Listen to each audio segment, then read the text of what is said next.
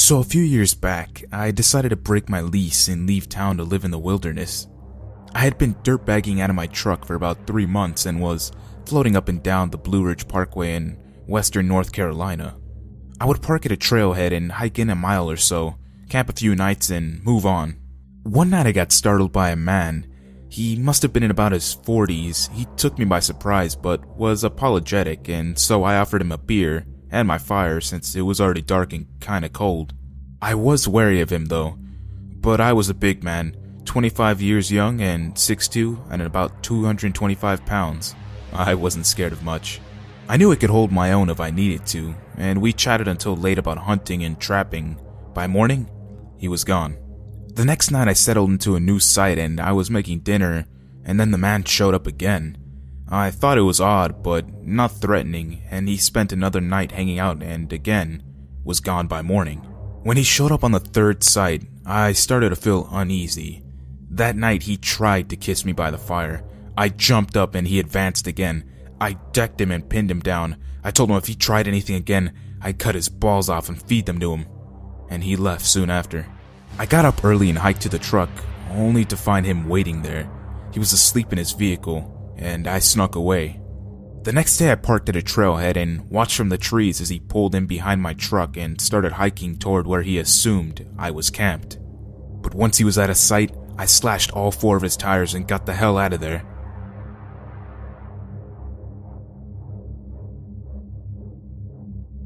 My second year of college was a difficult year. I wish I could say that it was due to organic chemistry or boyfriend drama or anything other than what had actually happened.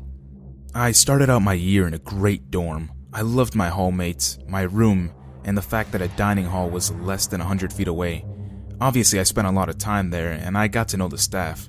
I had worked in a restaurant for 2 years before going to school, and I could identify with the struggles that come along with being a food service worker. Especially because I was at a notoriously snobby school, so I sympathized with the staff, having to deal with rich kids and their entitled bullshit. Most of the staff were lovely people, but one in particular seemed to take a real interest in me. He was a young white man, not much older than myself, named Matt. He always went out of his way to talk to me and ask me questions about myself and how school was going. One evening I was doing homework in the dining hall around closing hours. Matt sat with me and we chatted for a bit. He said he was off work and heading to his car to smoke a bowl before he went home, and asked if I wanted to join. I had only smoked a few times before, but I enjoyed it, and he seemed harmless enough, so I agreed. I was still very much a sheltered child, and to me, he didn't seem like a bad guy, so he couldn't be. We lit up in his car in the parking lot behind the dining hall, and I got a glimpse of the real Matt. He ranted about how his ex-girlfriend had recently dumped him. He called her a bitch and a whore and told me unnecessary details about their, apparently, kinky sex life. The virgin in me was incredibly uncomfortable, only made worse by the paranoia brought on by the weed. He also went on about how much he hated the students at my university, especially the girls, saying they treated him as less than human. I was completely speechless and I didn't know how to respond. He tried to apologize for going off, saying that I was different and that he wanted to get to know me better. I remember blurting out that I needed to go and I got the hell out of Dodge. He got out too and shouted after me to come back, and I thought he might have chased me, but he didn't, and I got back to my room safely. I avoided that dining hall like the plague for the next week, and I didn't see him again until one night that still haunts me to this day.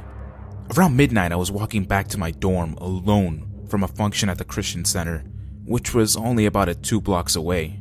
I know walking by myself was stupid, but the buses weren't working, and I felt bad asking someone to walk with me because there were some steep inclines between my center and the dorm.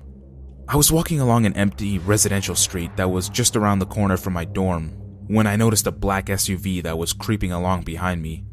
It was going so slow that it was very hard to notice. At first, I tried not to panic, but it quickly clicked that it was the same car as Matt's.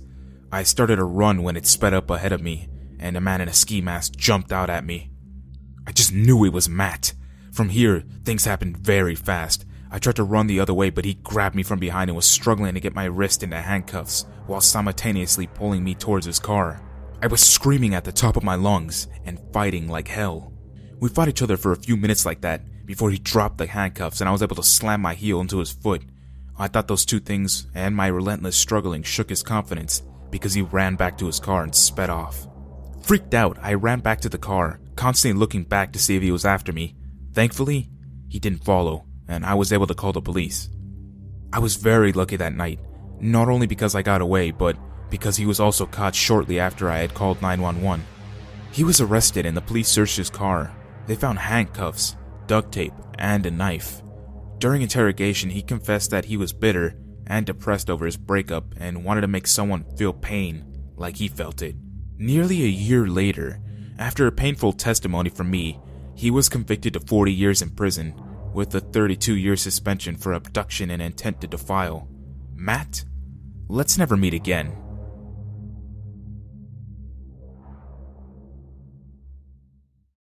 Hey, before I start the story, I just wanted to say, if you ever see someone getting bullied or picked on, don't leave them alone. Stand up for them. Just say something, anything, to a teacher or a parent.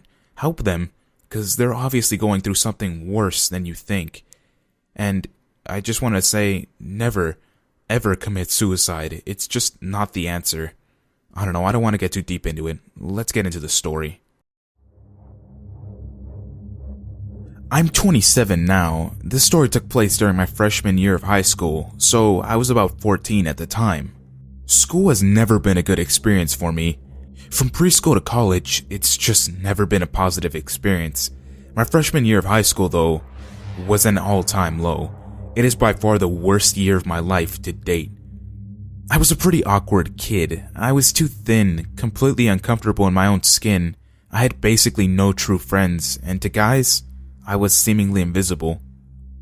All of this made me an easy target. Within the first month of school, I was targeted by a pack of bullies. I wasn't just targeted by students either. I was also targeted by teachers, and to add to that, and adding that I had problems with my father, it wasn't a stretch to lead me to self-harm. By winter break, I was being encouraged to kill myself. I hated myself, but fortunately, it wasn't enough to make me give in. I also didn't see that the person that relentlessly targeted me was my own sister. My insecurities were played to and manipulated to make me feel small and insignificant as possible. My sister loved to humiliate me as publicly as possible. There was also one guy in particular that took joy in targeting me. By the spring term, I was not only being harassed at school, but also online by classmates and at home by my family. This one particular guy though, he was a special kind of fucked up. He kept this diary, and on some of the pages he would cut himself and write down on his blood. This one particular guy though, he was a special kind of fucked up. He kept this diary, and on some pages he would cut himself and write it in his own blood. He even carried it to school on a regular basis. This guy in particular was insistent that I kill myself. Towards the end of the year, when it became apparent that I wasn't going to, he began to threaten to kill me himself. By this point, it's the last few weeks of school, and I had a chat log of his threats.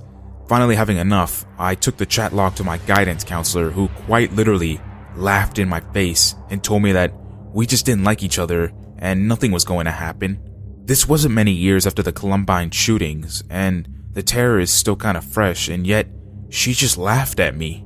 In the chat log, he specifically said that on the last day of school, he was going to bring a gun and shoot me, and the counselor just laughed in my face. After that incident, I finally said something to my parents, and my mother went to the school and flipped her shit at everyone, including the teachers that were telling my classmates how worthless and stupid I was because I was always late and never did my work. Then she pulled me out of the school. She should have gotten a lawyer, but she doesn't think that way. Not long after graduation, the creepy dude that wrote it in his own blood friend requested me on Facebook. Obviously, I declined, and about the same time, I cut ties with my sister and haven't spoken to her in almost 10 years. Creepy jerk that wanted to kill me and shitty older sister? Let's never meet again. Ever.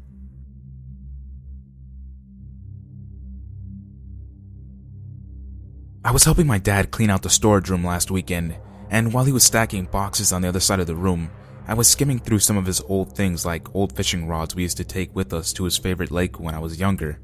Photographs of my grandpa that I never had a chance to meet, but was told that he was a very arrogant man. Then I came across this plastic trash bag that was full of different sized teddy bears. Some even looked as if they were bought at a CVS on Valentine's Day. because there was this heart that read, "I love you" in cursive, writing that was stitched into the hands of the stuffed animal. I was curious as to why my dad was holding on to all of these, and he said, "I should have thrown those out a long time ago. I was never even friends with that creepy man." Reminiscing my childhood was strange and adventurous simultaneously, so it took me a few silent moments to finally realize what my dad was talking about. Creepy man? Oh right, the one with the thin silver frames, sandy colored hair, and that had a gray texture. Sort of looked like Alton Brown from Food Network, but just a lot more discomforting and sleep deprived. I've encountered this man about 3 times when I was 7 years old. I used to live in an apartment complex with my dad and stepmom. I spent half of my childhood living there and remembered how our neighbors upstairs would make such a racket.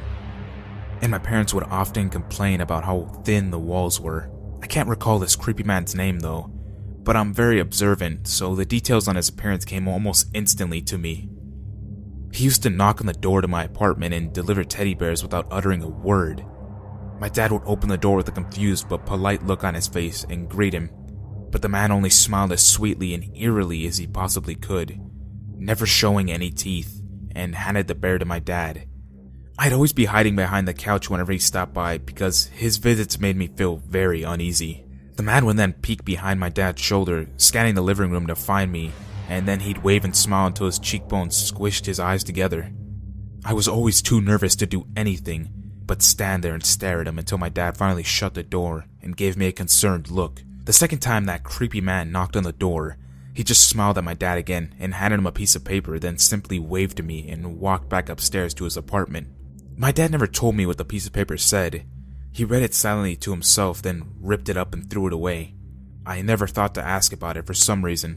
The last time he stopped by, a trash bag with teddy bears was accompanying him. He did the regular smile and wave routine, but blew me a kiss this time, ignoring my dad's uncomfortable facial expression.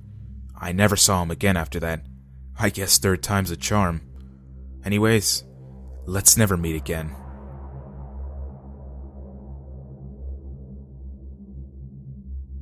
About 4 or 5 months ago, I had a cup of coffee before going to bed at around 9 p.m. Now, normally the coffee does nothing as far as keeping me awake, but on this particular night, however, I did not get one bit of sleep. All throughout the night, I was on my phone as I usually am before going to bed, when I realized it was almost 4 a.m. and I didn't feel the least bit sleepy or tired. I started to hear what sounded like shuffling outside my window, which was about 4 feet across from my bed. Before I continue, I should mention that there are 2 windows to my room, which happen to be facing the street. I live in one of those, so my room is easily accessible to anyone who would be walking by. That's if they knew the layout of my house though. I had heard on the news earlier that day that it would rain overnight, so I opened up my weather app and sure enough, it said it was raining. The noise kept on for about 5 minutes or so, but I was so sure it was the rain that I didn't bother to get up and see what it actually was. Suddenly, I heard a thud on my window. Extremely startled, the only thing I could think of doing was turning on the flashlight from my phone and pointing it at the window. The noises stopped, almost magically. I sent my brother a text to ask if he was home, thinking maybe he could have been just trying to prank me or scare me. He said he wasn't, so I had told him that I heard a noise outside my window and suggested he keep his eyes open when getting home. When I woke up that morning, I told my mom about it, and she thought it would be a good idea to call my dad and tell him. I don't know why, considering there wasn't much he could do from work. That evening my dad got home from work and he walked over to my window, and sure enough, there in the dried up mud was a set of footprints that were big enough to belong to a petty hefty sized man. It also looked like he was trying to take off my screen to the window, which I'm pretty sure was the thud I had heard. Creepy man trying to come into my room at 4 a.m.? Let's never meet.